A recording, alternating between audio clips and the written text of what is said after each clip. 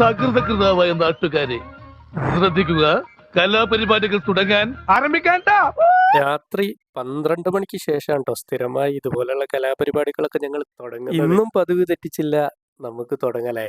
ആദ്യത്തെ വീശിൽ കഴിഞ്ഞപ്പോൾ കിട്ടിയ മീനാട്ടോ ഈ ബക്കറ്റിൽ നമ്മൾ കാണുന്നത്. ആദ്യത്തെ വീശിൽ കഴിഞ്ഞു, രണ്ടാമത്തെ വീശും കഴിഞ്ഞു, മൂന്നാമത്തത് നാലാമത്തത് അങ്ങനെ പോയിട്ട് ഒരു 10-15 വീശ് പല സ്ഥലങ്ങളിലും വീശിയപ്പോൾ അത്യാവശ്യം കുഴപ്പമില്ലാതെ മീൻ കിട്ടിട്ടോ. പതിവിൽ നിന്നും വ്യത്യസ്തമായിട്ട് ഇന്നൊരു പുതിയ സംഭവം കൂടി നമ്മൾ ആഡ് ചെയ്ത് കിട്ടോ. കത്തിയും കൊടുവാളും അടുപ്പും പുറകും ചട്ടിയും മസാലയും തീയും എല്ലാം ആയിട്ട് പുയൽക്കാട്ട് ഇറങ്ങിയതാണ്. അതെങ്ങനെയാണെന്ന് വെച്ചാൽ ഒരു സൈഡിൽ നിന്ന് മീൻ ഇങ്ങനെ പിടിക്കുന്നു, മറ്റൊരു സൈഡിൽ നിന്ന് മീൻ ഇങ്ങനെ ക്ലീൻ ആക്കുന്നു, ഒരു സൈഡിൽ നിന്ന് മീൻ പിടിക്കുന്നു, മറ്റേ സൈഡ് ക്ലീൻ ആക്കുന്നു.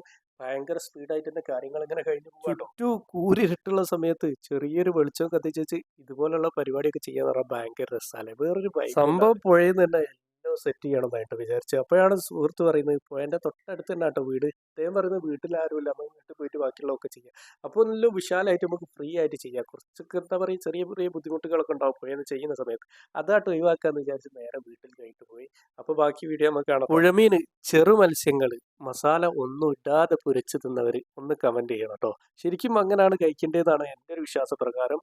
ഞാൻ അങ്ങനെയാണ് കഴിച്ചിട്ടുള്ളതും ഭയങ്കര ടേസ്റ്റുമാണ്. പക്ഷേ എൻ്റെ സുഹൃത്തുക്കൾക്ക് പോരാ, അവർക്ക് മസാല വേണമെന്ന് പറഞ്ഞു. അതുകൊണ്ടാണ് ഇപ്പോൾ മസാലയൊക്കെ പരട്ടിയിട്ട് പൊരിക്കാനുള്ള പരിപാടി. അതേപോലെ പുഴമീൻ, ചെറുമീനൊക്കെ ഇഷ്ടമുള്ളവർ ഒന്ന് കമന്റ് ചെയ്തോളിട്ടോ. അങ്ങനെ ഇപ്പോൾ സമയം 2 AM കേട്ടോ.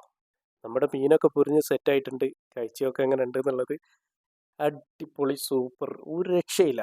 അപ്പോൾ ബ്രെഡും കൂട്ടി ഞങ്ങൾ എല്ലാവരും കൂടി കഴിച്ച് പിരിഞ്ഞു പോവുകയാണ്. Okay, bye, thank U.